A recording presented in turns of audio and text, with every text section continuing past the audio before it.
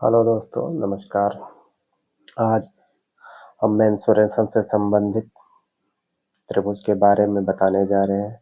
सबसे पहले हम जानते हैं कि क्षेत्रमिति, ठीक है।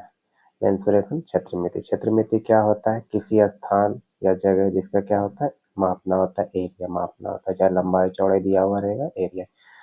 अब सबसे पहले हम जानते हैं कि आकृति कितने तरह की, ये दो तरह की होती है।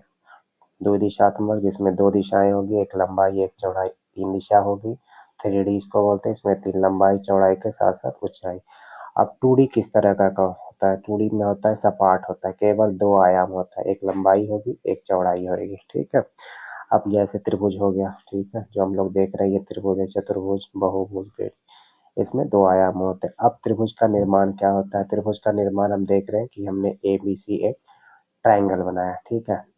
इसमें क्या होगी? तीन भुजा है, तीन भुजाओं से घिरी हुई आकृति को हम लोग क्या कहते हैं? त्रिभुज कहते हैं। तो ABC ये भुजा है, उनके कोण क्या है? ए है, बी है, सी है, ठीक है। तो हमने ये कर दिया। अब इससे संबंधित एक बात करना चाह रहे हैं कि अगर कोई इस तरह का त्रिभुज हो, तो जब हम दो भुजाओं को जोड़ेंगे, किसी भी दो भुजाओं को जोड़ेंगे, तो वो तीसरी से क्या होगी? बड़ा होगी 100%। जैसे हम ए प्लस बी करेंगे तो सी से बड़ा होगा, बी सी करेंगे तो ए से बड़ा होगा, ठीक है। ये जो हमने लिखा, सी प्लस ए करेंगे तो इससे बड़ा हो जाएगा, ठीक है। इसी तरीके से हमारा अगला है कि दो भुजाओं का अंतर तीसरी भुजा से छोटा होना चाहिए, ठीक है। ये छोटा होता है जनरली। तो अब क्या होगा? किसी ए बी को माइनस करेंगे तो सी से क्या होगा? छोटा, लेस देन, है ना। A minus B less than C, B minus C करेंगे, ठीक है। तो ये क्या होगा? ए से छोटा होगा। फिर इसी तरीके के सी माइनस ए, इन दोनों का जो अंतर होगा, ये क्या होगा? बी से छोटा होगा, ठीक है। यह हमारा डिफिनेशन दिया गया है त्रिभुज का, ठीक है, जिसमें हमने बताया था, पहले ही बता दिया कि तीन भुजाओं से बंद आकृति को त्रिभुज कहते हैं, ठीक है, वो हमने लिख दिया। अब यहाँ इसके बारे में और बताना चाह रहे हैं कि एबीसी त्रिभुज में तीनों कोणों का योग क्या होता है? 180। ये हमारा क्या है? कोण का सिंबल, ऐसे लिख रहे हैं, ये कोण का सिंबल है। अब इसमें जो लिखा होगा ए है तो ए कोण को डिनोट करेगा, बी लिखा है तो बी कोण को, सी लिखा है तो सी कोण को, ठीक है। अब हम आगे बढ़ते हैं कि त्रिभुज का वर्गीकरण करते हैं, ठीक है। तो भुजाओं के आधार पर हम त्रिभुज को बांटते हैं, ठीक है, जिसमें हमारा क्या है? विषमबाहु त्रिभुज, समद्विबाहु त्रिभुज, समबाहु, ठीक है।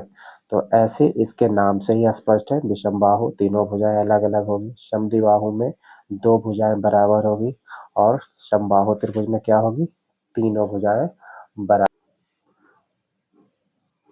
ठीक है। इसी आधार पर अभी हमने देखा कि भुजा के आधार पर बांट दिया। अब हम कोण के आधार पर बांटेंगे। कोण के आधार पर हम जब बांटेंगे तो हमारे पास क्या होगा? समकोण त्रिभुज, ठीक है, जिसको राइट एंगल ट्राइंगल कहते हैं। दूसरा क्या होगा? न्यून कोण, एक्यूट एंगल ट्राइंगल होता है, ठीक है। तीसरा क्या होगा? ऑब्ट्यूस एंगल, अधिक कोण, समकोण, न्यून कोण, अधिक कोण। ये तीन भागों में बांटा गया। तो अभी हमने इससे पहले जो भुजा के आधार पर पढ़ा था, विषमबाहु, समद्विबाहु, समबाहु, तो विषमबाहु नाम से ही है कि उसके विषम बाहु होंगे, है ना, तीनों भुजाएं अलग अलग होगी, जैसे ए बी सी। तो हमने लिख दिया A not equal to B not equal to C, मतलब तीनों आपस में नहीं बराबर होगी, ठीक। अब इसका परिमाप, किसी भी त्रिभुज का परिमाप जब होगा तो क्या होगा? चाहे वो समबाहु हो, समद्विबाहु, विषमबाहु, तो क्या होगा? परिमाप त्रिभुज के तीनों भुजाओं के योग के बराबर। अर्ध परिमाप क्या होगा? कि ए प्लस बी प्लस सी, मतलब तीनों भुजाओं के योग के आधे के बराबर, अर्ध परिमाप से सेमी पेरीमीटर, ठीक है। अब इस तरह कोई त्रिभुज दिया गया हमारे प्रतियोगिता परीक्षा में, जब क्वेश्चन आते हैं उसमें किसी त्रिभुज के तीनों भुजा दिए होते हैं जो अलग अलग होते हैं, उसका क्षेत्रफल कैसे निकालते हैं? इस फार्मूले पे, under root H into S minus A into S minus B into S minus C. अब यस क्या है? एस अर्ध परिमाप है, जो तीनों भुजाओं के योग के आधे के बराबर है, ठीक है। अब जब तीनों अलग अलग रहेगा तो हम इस फार्मूले को क्या करेंगे? सबसे पहले एस निकालेंगे, फिर प्रत्येक भुजा को एस में घटा करके मल्टीप्लाई करते जाएंगे। तो ये हमारा under root S into S minus A into S minus B into S minus C, इससे हमारा क्या होगा? त्रिभुज का क्षेत्रफल निकल जाएगा, अगर अलग अलग दिया हो तब, ठीक है। इसी तरीके से हम आगे बढ़ते हैं। अगर किसी त्रिभुज में कोई आधार दिया हो, ऊंचाई दिया हुआ, तब हम क्या करते हैं? उसका ये फार्मूला यूज करते हैं, है ना, 1/2 गुना आधार गुना ऊंचाई, जैसे 1/2 बी बेस हो गया, एच हाइट हो गया। तो इस फार्मूले पे हम निकालते हैं। दूसरा, अब इसके नेक्स्ट हम चलते हैं, जब क्या होगी, दो भुजा होगी और बीच का कोण दिया होगा। दो भुजा बोले तो जैसे हमने यहाँ फिगर में बनाया ए बी बी सी सी है, त्रिभुज की भुजा है, दो भुजा ए बी और बी सी, ये है ए बी, ठीक है, इसके भुजा दी हुई रहेगी और ये कोण, तो इसका क्षेत्रफल कैसे निकलेगा, ए 1/2 गुना A B into sine theta, ठीक है। तो मतलब दोनों 1/2 दोनों भुजाओं का गुणनफल हो जाएगा ए बी, और जो कोण होगा वो क्या होगा, साइन थीटा के बराबर होगा, ठीक है।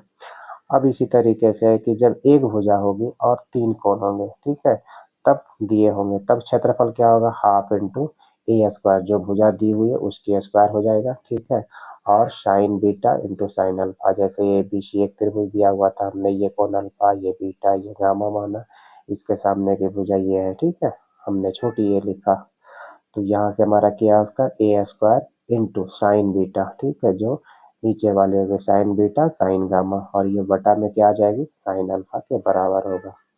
इसी तरीके त्रिभुज के क्षेत्रफल से रिलेटेड हम इसी से साइन लॉ है, ठीक है, जो हमें काम आगे आएगी। तो इस तरीके के त्रिभुज में हमारा अनुपात होता है कि ए बटा, ये क्या है, ए भुजा है और ये कोण है, तो ए बटा साइन है, मतलब जब साइन का इसका जो भी मान होगा उसको साइन है यहाँ पे लिखेंगे, ठीक है, जितनी भी डिग्री का होगा, तो ए बटा साइन है इसकल टू क्या होगा, बी बटा साइन बी इसकल टू सी बटा साइन सी, ये आपस में सब बराबर होगी, ठीक है। और ये साथ के साथ क्या होगी, टू आर क्या, परिवृत्त की त्रिज्या होगी, ठीक है। परिवृत्त क्या होता है, किसी त्रिभुज के तीनों शीर्षों से गुजरने वाले वृत्त को परित्रिज कहते हैं, परिवृत्त कहते हैं। और ये इस तरह से होगा, जो हम इस तरीके से खींच सकते हैं अगर खींचना चाहे तो।